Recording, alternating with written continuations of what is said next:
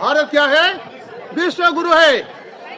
भारत अखंड भारत है, पर उसको मालूम नहीं है विश्व गुरु और अखंड भारत किस बदौलत हुआ है, किसके आधार पर हुआ है। वो है बिहार।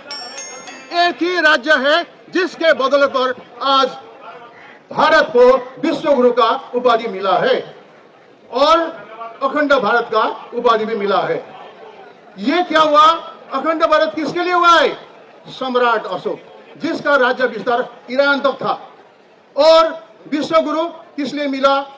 कोई यहाँ पर ये गुरुकुल में पढ़ने लिए नहीं आते थे। विदेश से गुरुकुल में पढ़ने के लिए कोई नहीं आया। कहाँ आया? नालंदा में आया है, तक्षशिला में आया और नींदपुरी यूनिवर्सिटी में आया है। और इसके कारण भारत को विश्व गुरु का उपाधि मिला है। वो किस लिए मिला, कहां से मिला, किसके बदौलत मिला? वो है बिहार। देखिए, हमारे बीच में ऐसा ऐसा आदमी है। भगवान बुद्ध ने अपना शिक्षा में सबसे पहले आर्य अष्टांगिक के मार्ग में एक नंबर रखा था सम्यक दृष्टि। जिसका दृष्टिकोण ही गलत है, सब कुछ गलत हो रहा है वहां पर। जिसका दृष्टिकोण, सोचने का ढंग, देखने का नजरिया बिल्कुल गलत है, वो सब कुछ गलत होता है। इसी के कारण आज तक हमारे ऊपर में ये अन्याय होती है आज। तो जब वो बोला कि हम बौद्ध गया बंद कर देंगे, मेरा माथा खराब हो गया। तो हमने बोला ठीक है, आप बंद करो, अब बंद करके दिखाओ, 3 महीने बौद्ध गया बंद करके दिखाओ, हम भी देखेंगे। वो जमाना गया, आप लोगों ने अंधकार में इतना अराजकता, इतना अत्याचार बौद्ध के ऊपर किया है। और आज तो सोशल मीडिया का जमाना है। आज आप बौद्ध गया बंद कर दो, कल हम जापान को बता देंगे, कल हम अमेरिका को बता देंगे। उसके बाद आप लोगों का जो एक जिस तरह से हिपोक्रेटिक आप लोगों ने बना के रखा है यहाँ पर, जिस तरह से आप लोगों ने एक नाटक बना के रखा है, वो सब उजागर होगा। तो जब हमने ये खुला चुनौती उसको दिया तो वो एकदम चुप हो गए। ये तरह का मानसिकता वाले हमारे बीच में है, इसलिए हम लोग एकदम संगठित होकर आगे बढ़ना है। और ऑल इंडिया बुद्धिस्ट फोरम का मुख्य उद्देश्य ये है कि संघ को संगठित करना है। भारत में बौद्ध गया का पतन क्यों हुआ? ये संघ का टूटने का कारण बौद्ध गया और भारत में बौद्ध धर्म का पतन हुआ है। तो अभी हम लोग का मुख्य उद्देश्य ये है कि महाविहार तो मुक्ति होगा ही होगा, ये तो 100% श्योर है वो तो।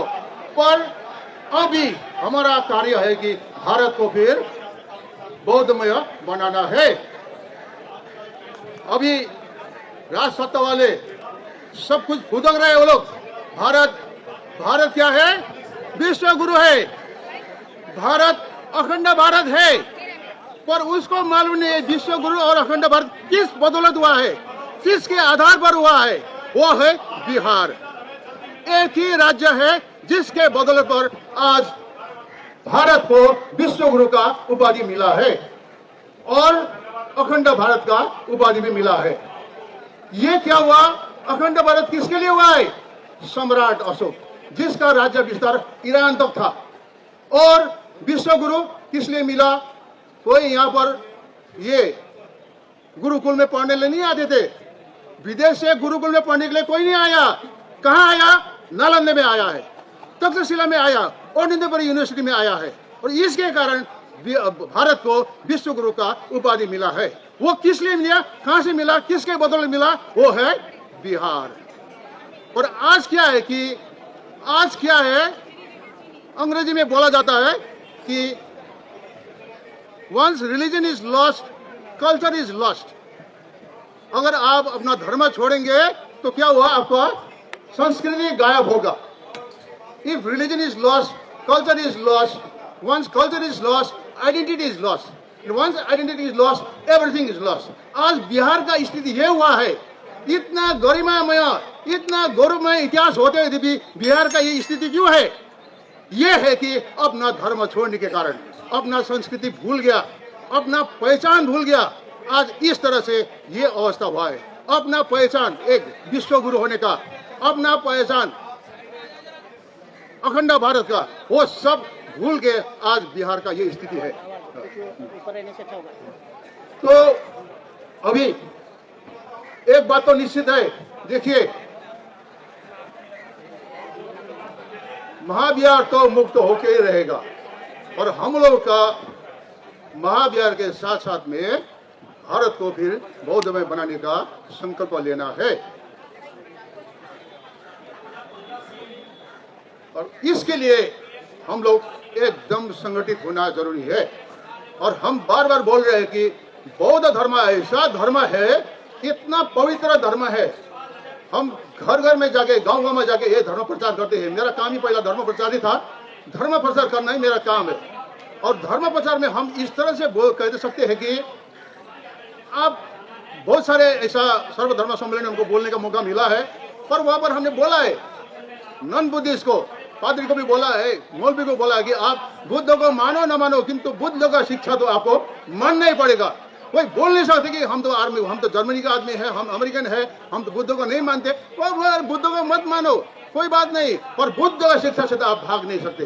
पानाति पाद बेरमणि शिक्षा बुद्ध समाधि आदमी, कोई बोलेगा हम बुद्ध को नहीं मानेंगे, पर आप अगर ये शिक्षा बुद्ध को नहीं मानेंगे आप तो हत्यारा हो गया हो। तो इसलिए बुद्ध का शिक्षा इतना पवित्र होते हुए भी हम लोग बुद्ध का शिक्षा प्रति अनभिज्ञ अज्ञानता होने के कारण आज बौद्ध धर्म का यह अवस्था है।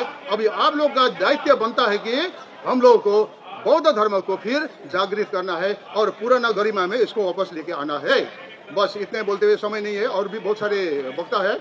आप लोगों ने जो सहयोग जो दिया है, सहभागिता, सहयोग नहीं बोलते हम तो इसको सहभागिता बोल रहे हैं, इन्वॉल्वमेंट, जिस तरह आप लोगों ने यहाँ पर प्रस्तुत किया है उसके लिए आपको बहुत बहुत धन्यवाद। देखिए धर्म में लिखा है कि पुण्यं सुखं जीवित संख्यमी, आपका जीवन का अंतिम क्षण में आपको एक ट्रांसपेरेंट अवलोकन करने का मौका मिलेगा कि हमने जिंदगी भर क्या किया, हमने जिंदगी भर क्या किया, हमने ये जिंदगी ऐसे ही नष्ट किया।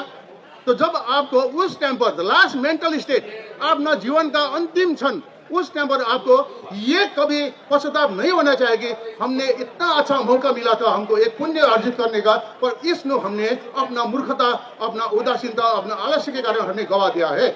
आप लोगों ने जिस तरह से ये आंदोलन में सहभागिता दिखाया है उसके लिए बहुत बहुत धन्यवाद देते हुए मैं अपना ये वार्ता यही समाप्त करता हूँ।